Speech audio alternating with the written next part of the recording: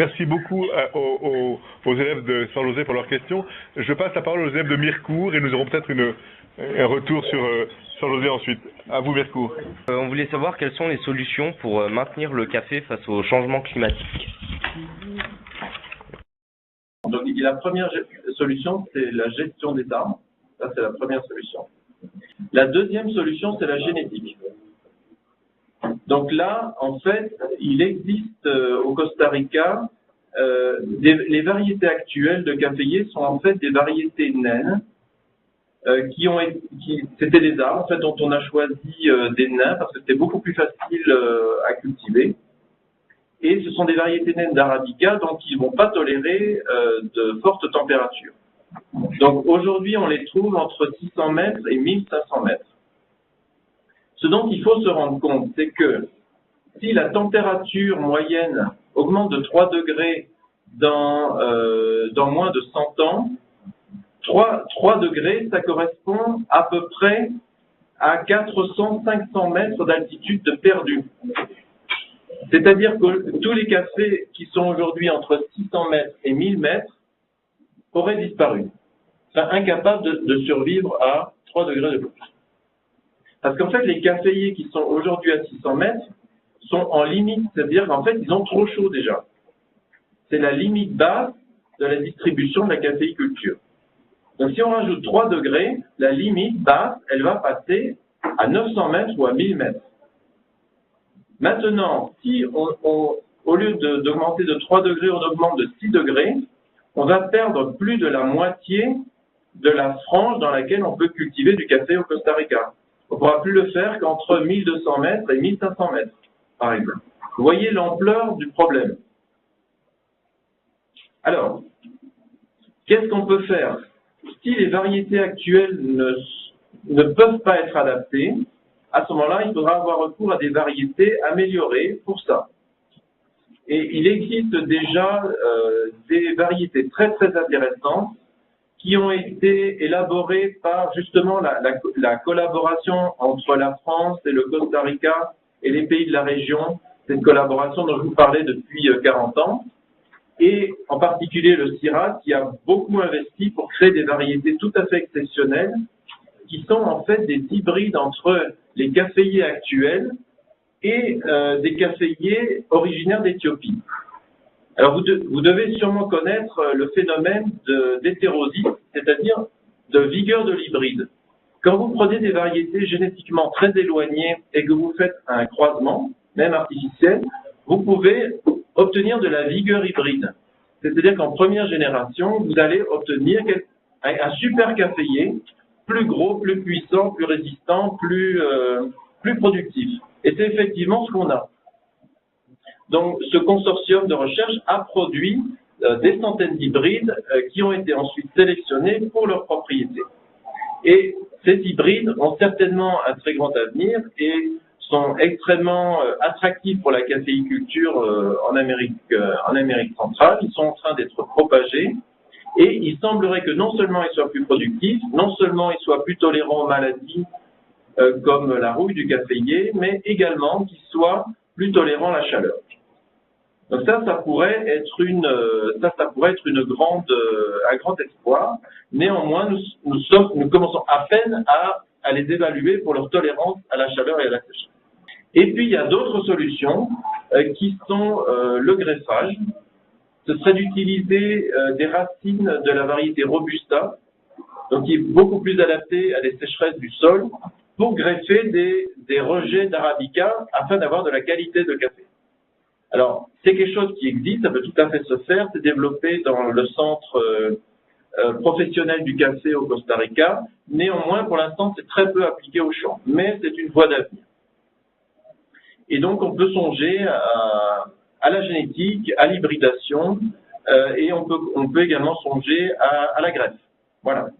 Donc, on voulait savoir s'il existait des organismes de gestion et ou de suivi pour les cultures de café en agroforesterie, style coopératif par exemple. Oui, le Costa Rica est un pays avancé, très bien organisé, et vous avez énormément de coopératives agricoles, notamment dans le secteur du café, qui sont très dynamiques et qui sont à la fois pour la partie production, pour la partie récolte, pour la partie post-récolte, mais aussi pour la partie marché, commercialisation, transformation, marché de niche, etc. Le Costa Rica est un pays leader sur toutes les questions de certification, de labels, de promotion d'idées nouvelles comme les services écosystémiques, de financement du stockage de carbone dans les systèmes agroforestiers. C'est un pays qui est tout à fait à la pointe au niveau mondial pour ce genre d'alternatives économiques et d'organisation. Donc oui, il y a beaucoup de coopératives et elles sont bien organisées. Est-ce que l'augmentation de la densité des arbres ne crée pas une concurrence donc pour le café sur les réserves en eau? On travaille sur un essai où il y a plein de densités d'arbres et en fait il y a plein d'espèces d'arbres aussi. Il y a de nombreuses différences entre les espèces d'arbres et on peut clairement voir que selon les arbres, si le niveau d'intrants n'est pas suffisant, la concurrence en eau apparaît assez vite, donc notamment sur les terminalia, je crois. Mais on voit clairement que ceux qui ont peu d'amendements, quand on rentre dans la parcelle, c'est même pas la peine de l'étudier celle-là parce que c'est pas un système viable. Il y a pas mal d'ombre, mais c'est pas tant l'ombre qui joue, c'est clairement que c'est un arbre qui est hautement compétiteur pour la ressource en eau. Et du coup, les cafés, il y a trop de compétition et ne peuvent pas suivre. Donc effectivement, c'est une bonne question. C'est un des autres facteurs à prendre en compte dans la densité et dans l'espèce de l'arbre, c'est la compétition pour l'eau. Mais c'est vrai que bon, ça reste quand même, je pense, que ça vient après la compétition pour la lumière et ça peut être bien compensé par la quantité d'amendements qu'on apporte dans la parcelle, parce que sous le même arbre, avec une quantité d'amendements supérieure et avec un peu de désherbants, des cultures qui sont plus conventionnelles, on va dire, donc tout de suite les cafés s'en sortent beaucoup.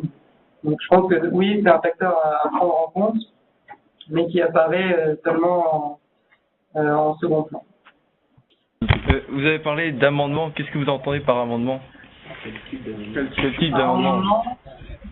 Amendement, ça peut être purement et simplement chimique, donc de l'azote, de l'engrais, au final, qui est pulvérisé, qui va souvent avec aussi un peu de désherbant pour éviter la compétition.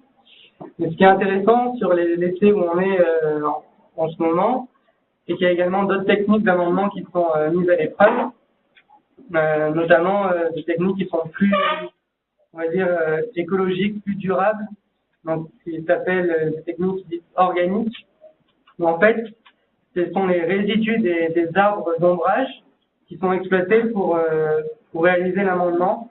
Donc en fait, les branches qui sont coupées lors de l'élagage ou tous ces résidus-là sont disposés dans les lignes de café. Et c'est la décomposition de ces branches qui fournit la matière organique. Et donc cette matière organique, une partie peut ensuite être récupérée par les caféiers. Encore une question de Mircourt. Alors bonjour, moi c'est Jérémy. Alors on aurait aimé savoir aussi donc quelles étaient les espèces d'arbres qui étaient associées donc dans le système agroforestier et pour quel usage? Donc il y a une espèce en fait qui est que vous pouvez connaître de nom, c'est probablement l'eucalyptus. C'est pas du tout le même eucalyptus que celui qu'on peut croiser en Afrique. Ce sont des arbres qui sont très grands, qui fournissent pas mal d'ombre, mais qui sont aussi compétiteurs. Donc il y a l'eucalyptus, donc qui est essentiellement pour l'ombrage. Mais dans l'essai où on est en fait, donc il y a trois types d'arbres qui sont à l'épreuve en fait. Donc on a l'arbre qui est le poro en fait, donc qui est normalement, c'est un arbre qui est très grand, mais dans l'essai là il est gardé très court, il est taillé très souvent. Et en fait, son usage premier, c'est effectivement de faire de l'ombre parce qu'il a des assez grandes feuilles, mais il est gardé au stade, il ne fait pas plus de 3 mètres ou 4 mètres de haut, parce qu'en fait, il est régulièrement coupé, ses branches sont coupées pour justement réaliser les amendements organiques. Donc son rôle est effectivement de l'ombrage, mais beaucoup d'amendements organiques également, parce que son bois en fait n'est pas vraiment valorisable.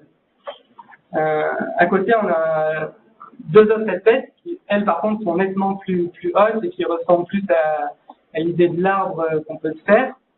Donc, il y a le catcha, en fait, qui est un arbre qui fournit pas mal d'ombrage, mais dont le bois est valorisable. Donc, il est également, de temps en temps, élagué. Et il y a du bois qui est vendu et qui rentre en considération dans l'économie, entre guillemets, de l'écosystème du café. Donc, il y a aussi pas mal de ces résidus qui sont utilisés en amendement, toutes les petites branches qui ne peuvent pas être vendues. Et enfin, l'autre arbre qui est encore plus souvent plus grand et qui est plus exploité pour son bois, qui est Terminalia. Donc, ce sont des espèces qui sont difficiles à, je vous dis les noms, à savoir comme ça. Moi, pourtant, je fais pas mal de foresterie et je ne les avais jamais croisés. Et il faut dire qu'il y a énormément de diversité aussi, énormément d'espèces d'arbres. Donc, ce bois Terminalia qui est très valorisable, qui vend assez cher. Donc, lui, il est clairement orienté vente. D'ailleurs, souvent, on voit que lorsqu'ils élaguent, les cafés en font les frais en dessous, parce que quand les branches tombent, ça fait des trous, quoi. Ça casse souvent les plants de café en dessous. Donc voilà, 3 arbres avec différents usages, mais qui ont tous leur utilité. Ça dépend de la stratégie économique sûrement et du rendement qu'on va avoir dans son café, sur quoi on met la priorité.